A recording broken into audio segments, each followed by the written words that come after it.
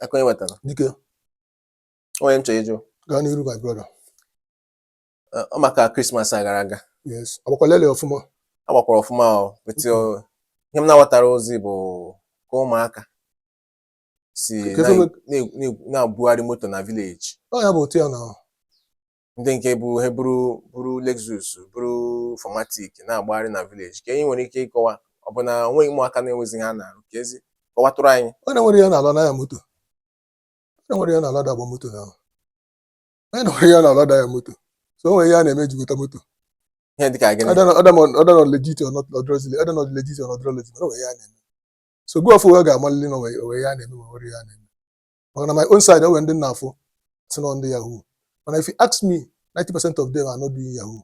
Yahoo require a lot of hard work. In as much as no illegal thing, require you will not sleep, you will not rest. You get a lot of research and so many things for you to be able to convince anybody that will pay you. But most of them, 90% of them are not Yahoo. I'm not saying that Yahoo is legit. 90% of them are not 90% of them are courtesy. All been doing why.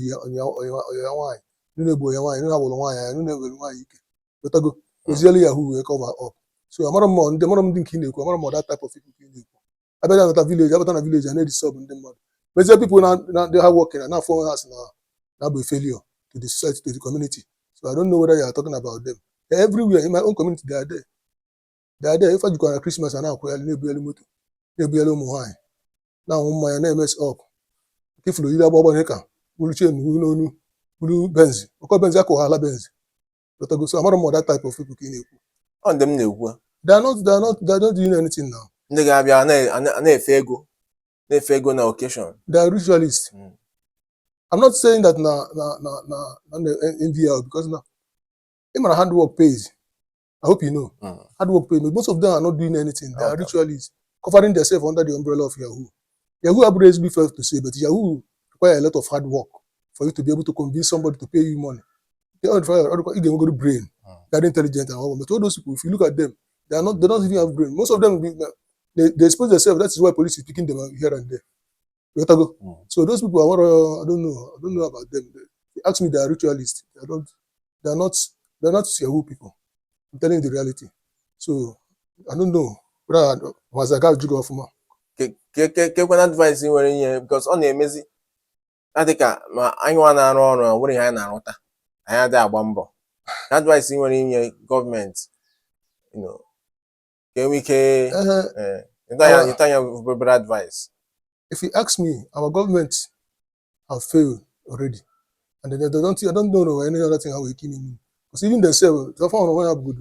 They're sincere. Our government are not sincere with anything. Both their promise, both anything, and they are not sincere. Most of the people are not in power. They're qualified to be there. That's the question you got to do yourself. How about senior Yahoo? They are not qualified. Some documents some legal governments, some fake results so they are not qualified. So I don't know. A bad person cannot change a bad person. How do they change your job? You change your job. No, change your job, make your job and then we try to eliminate you or to take me out of office. That's all. Apart from that, nothing. Have you ever seen a bad person changing a bad person? Person, because most of them are influenced by those people that are not in power. Most of those kids now are influenced. Most of our governors, they are Yahoo members before they become governor. Most of our ministers, most of our senators. So how can they change them? Except if the government want to work, then so many things. Most of them will not be in power. At least in your time and your eye, you know, if you got good people, if you now grab on power, they didn't make it. The bad people be an about there. What's the government that is the government of the day? What are the people that are members of the government? Are you satisfied with people not in power now? No, but them satisfied. So that is it. So who is going to change who? But can he when he basara parents, can parents now you're talking. One of the problems rely on mostly parents. Because you have some parents, Christmas is not now. And I if you want to need you better, if you want to find you better, go again and on about name what are you child? Go now, you go nothing. Now, why can't you make game ye find me? Come here, me or Belugisi, maybe a balloon yes or balloon yes. That is the problem with our parents. So our parents, most of our parents are not helping the matter. But I go hard to lay, especially on wine. Name him. Do you know that I have seen somebody? a parent, a mother, now go the nebia, no quite former cola, you go no. Former of university, now could I go on and name 100,000 if I pay 50,000, that's how we needed 10,000. Except somebody good student in Agun University. They don't know. Would you have cool go no? Would your parents say, you mommy have 100,000 if I pay 50,000, you needed 10,000. When you're university, what do you know? Hookup corner. So most of the problem they face today, parents. I want them on school others one. Teachers others one. Teachers their own thing is to teach the children. Better go academic. Oh yeah, no. But all those behavior and every other thing comes from parents. You don't take care of your child, nobody will take care of your child for you. Parent teacher cannot do that. But most time I had that water. But before the water in school. Before I met school, I go and all lesson. Because of no water time for the woman. So how can you train that child? You want the school to train your child for you? It's not possible. That's why you those kind of people. Then if you know how can they go their parents?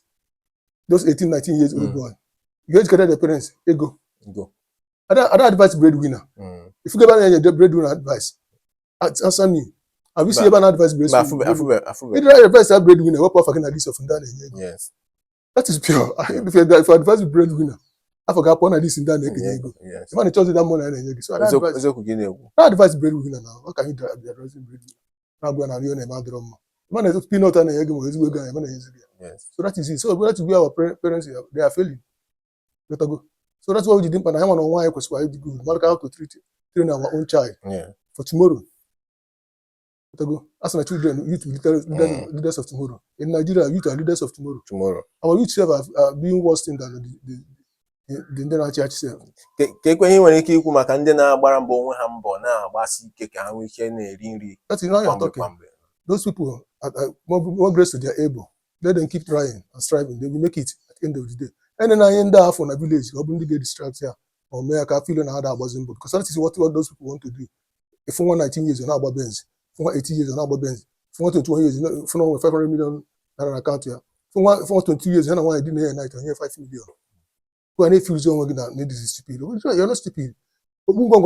Easy come, easy go. Abi? Yes. So forget about them. You can go because one day we are going to it will rise. That's one thing I'm giving you for assurance. It's the promise I'm giving you. Those people enough now, it will rise here. It will rise and I go to the one. Chairman for where in a day could grow now in a day. I don't know whether I get my point by what I mean. Could grow tata, not tata. Yes. Gonna about this and now say so. And I'm going to talk pump not for many days, not for many years. When I'm going to what did I yoga about Guinea? So that is where they are. And I'm going to say so. So don't let them distract you. Focus and know what you are doing. That's when I come Yahoo, Maggie. As far as I'm concerned, about Yahoo, what's going to Yahoo now? To be honest to you, nothing like Yahoo now. Yana Bobo. One dog can have what Yahoo now. You may think I'm lying, but I'm telling you the truth. What's the Yahoo? Yana Bobo. Or Chogo, Boutique, Russia, Butoki, the Devon, nobody seen on Yahoo. I think like Yahoo and I go always Yahoo now. That is it now. So many things in the modern life is anyhow. Somebody go up on auto, man, I fear number. When they may be form, I get all this rampant. When they may steady. And after that, if you modern music, man, for private party. But either fear now. I cannot send a mother on auto, but as the mother see about Jeba Opak, a man for the mother see about Jebon, for most about Jebel Lagos, for most Lagos not easy. So many things atrocities in them because of those so-called Yahoo people in Africa. If most of them rent to one of the more hidden places when they are atrocities, not community atrocities, so that is it. But until we are ready, not even government, but the masses get ready, they will fish them out. Because we know them. We know all these people names around us. I don't know to worry about Nigeria. I better not be up on an alarm. Better go now. That's a call. I will go as Sabata. Or some Sunday and I man for you again. You have one call by them, not for my call. You don't want to get any the gig about it. So a lot of things is happening. So that, for me, that people they will never intimidate me. Come on, who their brain is not better than mine. The whole team now, I can go to some atom of log. One day I get there. So I had the villages and villages. Several villages for 18 years of blue Benz. 19 years of blue Benz. Papi, 100,000 a day. See how they bomb or blue Benz, but cables want to go to the One university na about 2 cars, 3 cars, building a duplex. And duplex have now the parents children want to able to go. I told him come go if you buy any akwụla ya ụgwọ ụlọ. That is it. Chineke zoba anyị. Orisazo buy one them. Chineke zoba anyị. That is it. So ndị amapụ na go bi ọ. I see them too also afọ ha. That amapụ si mobi.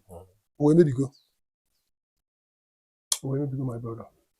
So the best bet to be focus. Okay. Don't allow them to deceive you or distract you. Focus on your lane. But no why no now what on